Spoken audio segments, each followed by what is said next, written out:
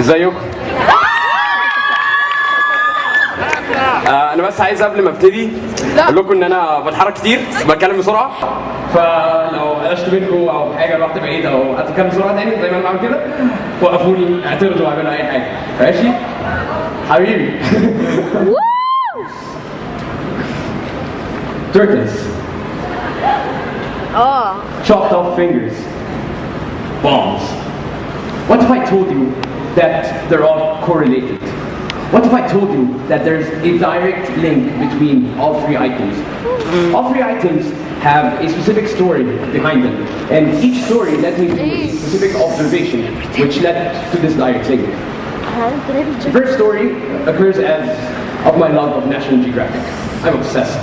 I love animals. And it mostly started with Steve Irwin. I was a Steve Irwin fanatic. Steve Irwin was a conservationist and a herpetologist, a man that studied reptiles for a living.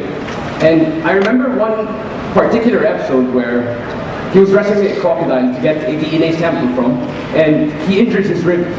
He walks up in front of the camera, takes his shirt off and says, "Oh, that hurt," in his Australian accent. And he literally goes back to rescue the crocodile.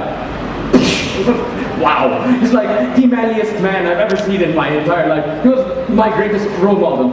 Rest in peace. Anyways, and my love for him started to develop, and I fell deeper in love with National Geographic. I love the animals, I love the shots, I love the narration, and I loved the knowledge that I attained from it.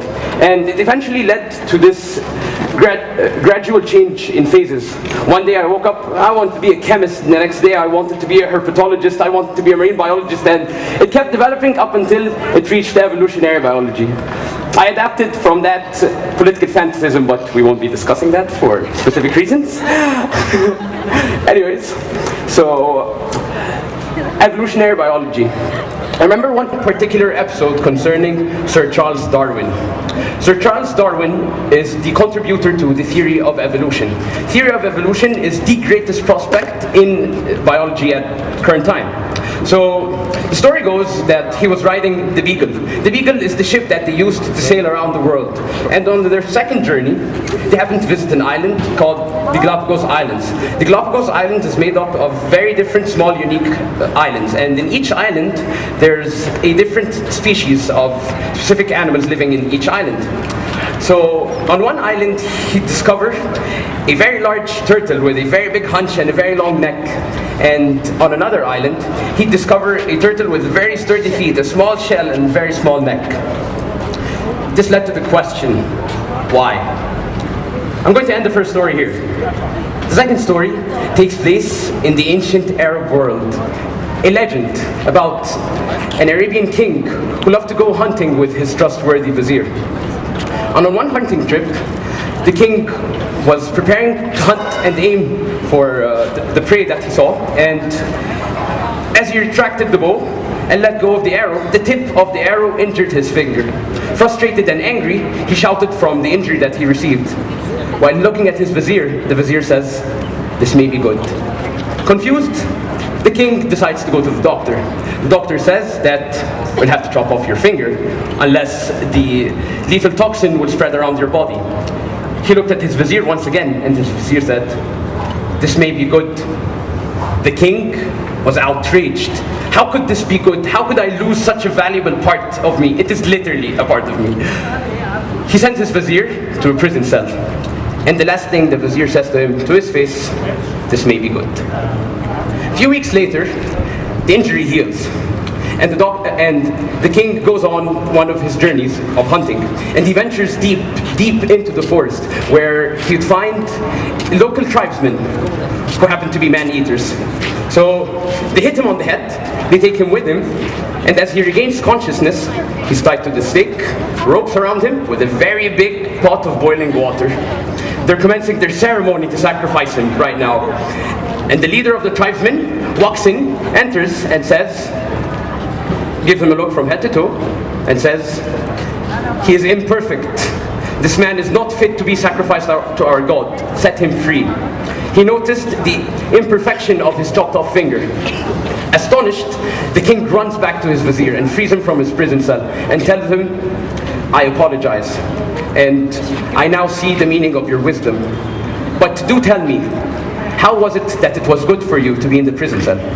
The vizier simply responded by saying, if you hadn't put me in the prison cell, I would have accompanied you, they would have left you, taken me instead of you. I would have been in a very big pot of boiling water right now. And that ends our second story. The third story takes place on a couch, specifically my couch. I was reading an article about a Palestinian woman who happened to have lived her entire life being bombed, and all of the bombshells landed on her shore. Not particularly news, but her perspective about the bombs was quite outstanding. They landed on the shore, she used to plant flowers in them. What was once life-taking became life-giving. And that ends the third story. Now, on a very shallow level, there is no direct link, but these stories led me to create this observation, and I noticed that they all contain the usagist doctrine. Now, this may seem peculiar, if not weird. Probably sounds made up. It is, I made it up. The usagist doctrine basically states that the determinants of good and evil are its factors of usage. Further elaborate, what is used for good is good, and what is used for evil is evil. And that evil sprouts from good as good sprouts from evil. And in each and every single story, the usagist doctrine is an element. It exists in each and every single story. So, as of the first story, I left you at the question, why? Sir Charles Darwin solved this question by evolution. He said that each turtle adapted in a different environment. So the turtle with a very long neck and a very big hunch adapted to an environment where vegetation was very high up the ground, and in order to reach the vegetation, the turtles had to grasp for it. So longer necks meant survival of the fittest. Whereas on another island where the where the turtles were very small, with very small necks and very sturdy feet, had vegetation very close to the ground. So if you had a small neck, you would survive.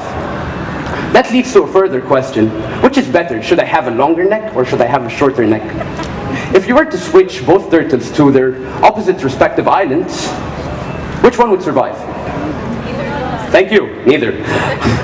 Because each turtle adapted in one specific way. So it's not whether or not it's better to have a longer neck or a shorter neck, it's about how you adapt to it. It's not what you get, it's how you use it.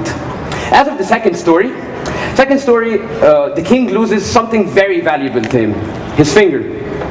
And this perfectly applies to the usagist doctrine, as this loss of this finger, which was once something purely good, purely in his advantage, developed into something that saved his life. So it's not what happens to you, it's how you use it. As of the third story, the woman was so outstanding that her perspective on life was so beautiful that she thought, these bombs would make beautiful pots. I could plant flowers in them, they could be pink and blue and yellow, and have my kids come over, and they'll love it. It's not what you get, it's how you use it. Now, the different basis of each story suggests that the usagist doctrine exists everywhere. So, as of my final remarks, if you're living amongst high trees, I suggest you grow a long neck.